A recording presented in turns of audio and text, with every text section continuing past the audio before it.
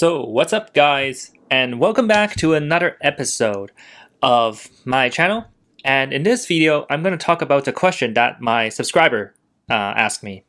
So, he saw one of the testimonials, and then afterwards, he scheduled a call with me. And to anonymize his experience, I will call him Jason. That's obviously not his real name. And he asked me, well, Eric, I made around 23% in 2020. Did I do a good job?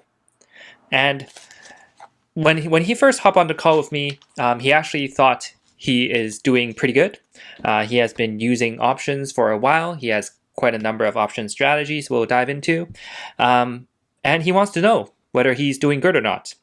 And it's natural to think that he's doing well, and that's why this video is important. So before we start, I just want to celebrate another 4 case success stories where Radic made 80% from Intel in 3 months, Catlin made 96% from Intel in 1 month, Dexter made 212% from Chef in 10 months, so that is amazing, and Peter made 43% from FSLY in 3 months. So these are all amazing, successful case studies. So congratulations to all 4 gentlemen. And I'm glad you made such a great return from Investing Accelerator. So back to today's question. Is he doing a good job? And, for those of you who have been following the market, you know that 2020 is a special year. It's the year of COVID. There was a lot of volatility and opportunities as well. So when you look at what's happening in 2020, initially, for the first 2 months, the market was at a high. And then after COVID hits in March, it dropped a lot. And then it bounced back up within a couple of months, and it continues to go up once Fed start printing more money. So when you think about it, well, when did he start investing? That's probably the first question you want to ask. Well, he actually started investing after COVID. So his timing of starting investing is perfect. So if you compare your performance from March 2020 till today versus the last 10 years of S&P 500 return, then suddenly, hey, it seems like you're doing a pretty good job, right? And that is really where the fallacy comes in. So the proper comparison is to compare the same time period with S&P 500. So if you started in March, then you need to compare with S&P 500 in March. If you started in February, which is just before the crash, then you should compare that with S&P 500, the same duration as well. So obviously, he wasn't doing that, and he wasn't having a good system to track his return.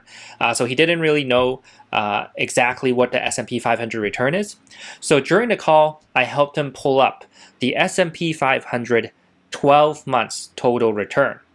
So this is a good indication because, right now is July, just beginning of July. And if we look back 12 months is approximately when he started. Now, of course, if you want to be a little bit more accurate, then I would look at the March figure.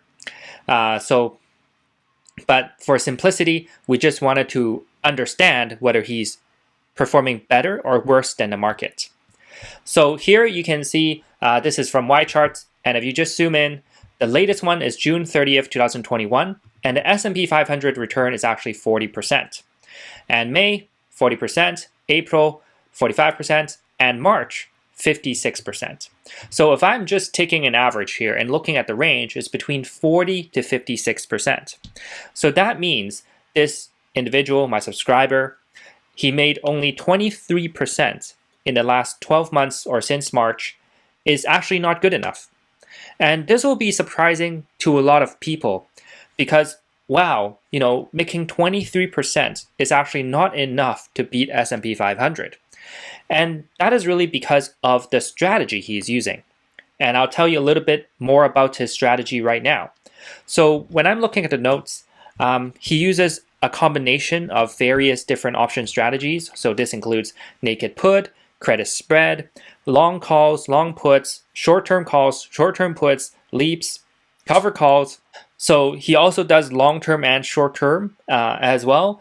And you can see But just by hearing what I told you, you can understand his strategies all over the place. It's not very clean, it's not straightforward, it's not simple.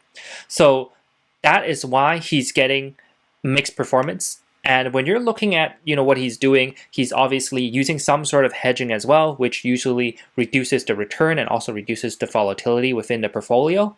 So it kind of makes sense that he's underperforming compared to the S&P 500.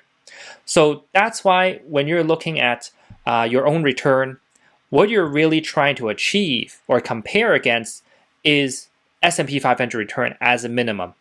Now, usually if you're using options, then you would try to be 1.5 times or even 2 times above S&P 500. So that is typically the benchmark you would aim for. And now you know. Now you can come back to here and compare and see if you're doing well. And if you have been investing for 5 or 10 years, then you will probably get an average return for the last 5 to 10 years.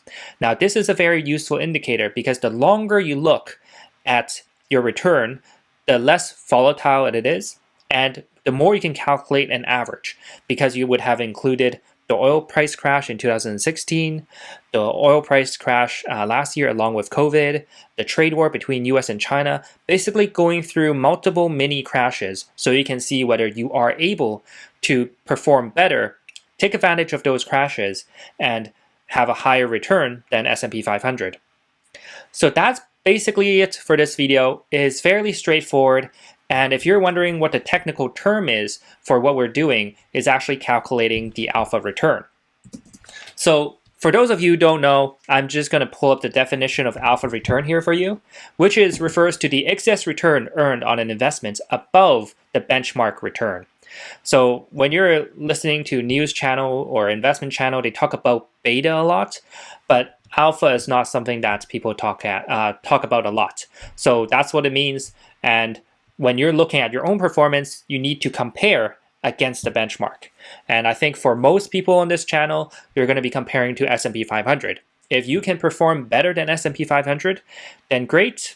Well, if not, then that means there is an opportunity for you to improve. So that is pretty much it for this video. And if you're interested in learning more on how I invest and how I target 30% per year for multiple years, then you can go to the first link in the description below to attend the 4-hour training. So it is a pretty intensive training. It is 4 hours long, and you just got to click on the first link in the description and register for it. And after that, if you're interested in learning more, you can schedule a free strategy session with me, and we'll hop on a call to chat and kind of look at your strategy to see if you are able to get to where you want to be in the next 5 to 10 years. So I'll see you in the next video.